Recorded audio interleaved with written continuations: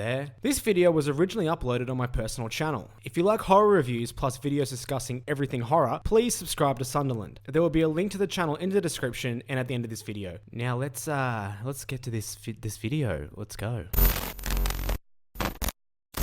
It is finally here. It's the month of scares, the month of horror, the month of tricks and or treating that may lead to an abduction of one or more children. But most of all, it is the month of spooky.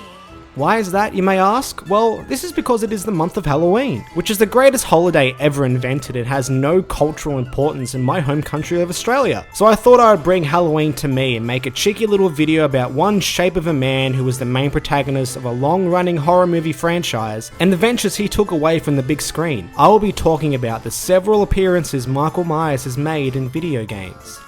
For his first appearance, we must go way back to 1983, so we can catch a glimpse at the first Halloween game released on the Atari 2600 and based on the original film. Well, based is a loose term in this instance. You see, the box of the game has the iconic Halloween artwork, you know, the one of the pumpkin that turns into a knife, and the game features the iconic main theme created by John Carpenter, you know, this one. Alright, that's enough, I don't want copyright strikes. So on all intents and purposes, this looks and sounds like a Halloween game. But Halloween on the Atari 2600 never refers to any of the characters or even Michael Myers by their names. Which is strange considering the series' iconography is everywhere. In fact, in an effort to save money, most versions of the game do not have a label on the cartridge. Instead, someone just grabbed a marker and wrote Halloween on a white sticker with a black Sharpie. So if you just got a blank card of this game and the start screen did not display properly, and please just humor me in my stupid fucking scenario for 1 second, you would think you were playing an 8-bit game where you just run around saving children and dodging the killer. Speaking of the gameplay, you play as a babysitter who runs around, tries to save kids while dodging a killer wielding a knife. If the player brings a kid to a safe room located at both ends of each floor of the house, they will earn points. Another way to get those sweet babysitter points is to stab not Michael Myers with a knife. A level is completed when the player either rescues 5 children or stabs not Michael Myers twice. The difficulty increases in each level via not Michael Myers snorting some cocaine and running really fast. The player will get a game over screen if they lose all 3 of their lives. It is a pretty simple game that didn't break any ground, especially at the time, but it was the first time players got to see Michael Myers in a video game, and it honestly wouldn't be the last.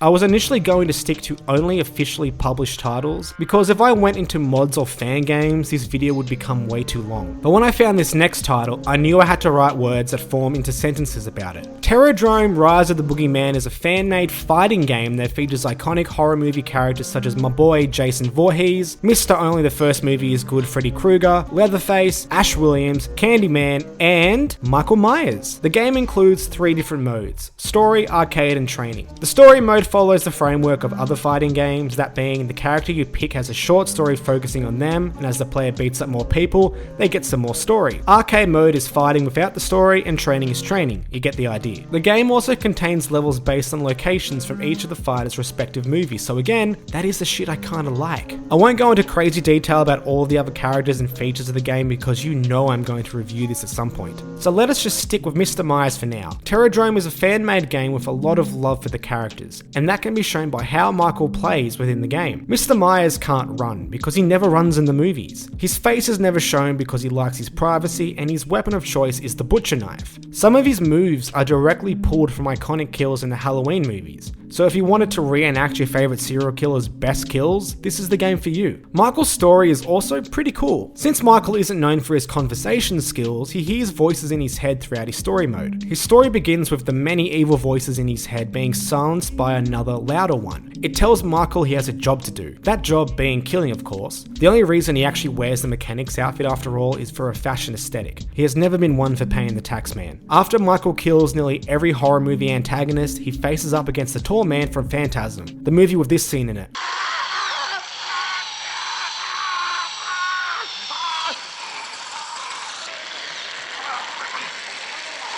After he kills the tall man, the voice congratulates him. "Very good, Mikey, very good," the voice said. "Derry was safe now. Tall man's threat was no more." Wait, Derry. Yes, that Derry. The voice Michael hears is none other than Pennywise the clown from It. After that little reveal, Mr. Wise the Clown tells Michael there is something else that he needs to do, something he will love, which kind of hints that he will be able to kill his lovely sister Laurie Strode. Well, he's now not sister thanks to the new movie. I never thought I would see Michael in a fighting game, let alone a fighting game based on iconic horror villains, so I'm pretty blown away that this even actually exists. So watch out for my review of this beautifully stupid game whenever I can actually be bothered to do it. Alright, moving on. In an appearance that came completely out of nowhere because it doesn't fit the game he appeared in, Michael Myers made his way into Call of Duty Ghosts. His inclusion was as a field reward on the DLC map Fog. Field rewards are special assignments which appear as blue suitcases after the first death of a match. The player who picks up the field reward must complete a random assignment or challenge. If the player completes this on the Fog map,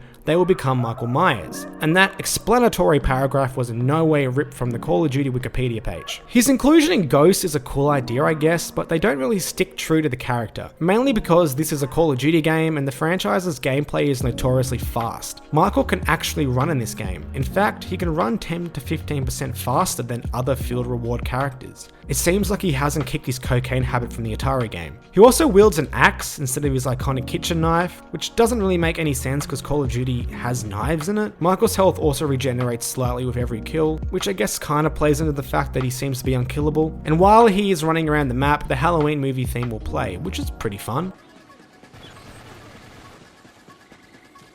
And that is really about it. Michael's inclusion is a neat little DLC bonus, but it doesn't really channel the character, but instead molds him into more appropriately fitting the framework of Call of Duty. Luckily, the last game on my list understands the monstrosity that is Michael Myers. You all knew this was coming. Michael's appearance as a playable killer in Dead by Daylight is his most notable venture into video games. Dead by Daylight is an asymmetrical multiplayer game where a group of survivors must turn on generators and escape an area while being stalked by a killer who each wield unique weapons and abilities. He was introduced as a killer of DLC Chapter 2, The Halloween, on October 25th, 2016, which also featured Laurie Strode as a playable survivor and Haddonfield as a playable map. Killers in Dead by Daylight have a long list of abilities that I'm not going to go into because look at this.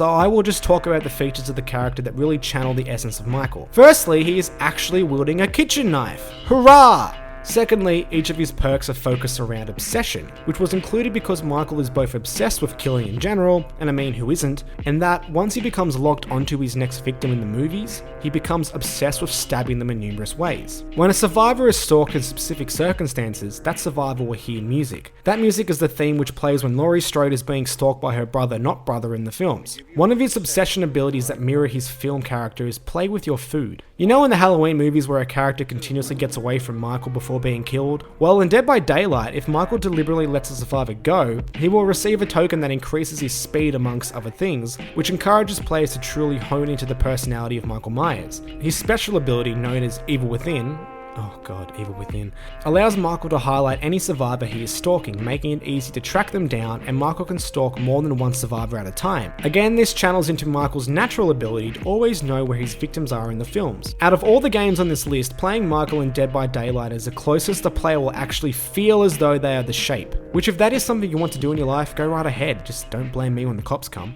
The inclusion of Laurie Strode in the Haddonfield map are just the icing on the serial killer cake. If you're looking for the best Michael Myers gaming experience, grab Dead by Daylight and the Halloween DLC. At least get it on PC. Finding a game on PS4 in 2019 is more of a nightmare than talking to your psychologist about your absent father issues. And that is it for Michael Myers' appearance in horror games. Honestly, considering how iconic the character is, I thought he would be in more. And maybe I missed some. I did write this video while I was in hospital under heavy medication, so let me know if there are any notable exclusions and I might make a second video if there are enough. If you like this video and want more horror content, make sure to like and subscribe. Also, if you're one of those filthy Twitch users, go and follow me on Twitch at Sunderland Spook. I stream horror games as often as I can and sometimes stream games I'm currently reviewing. So if you want me in every facet of your life, just do those things. And also follow me on Twitter. Links to all my stuff in the description. Goodbye and happy Halloween.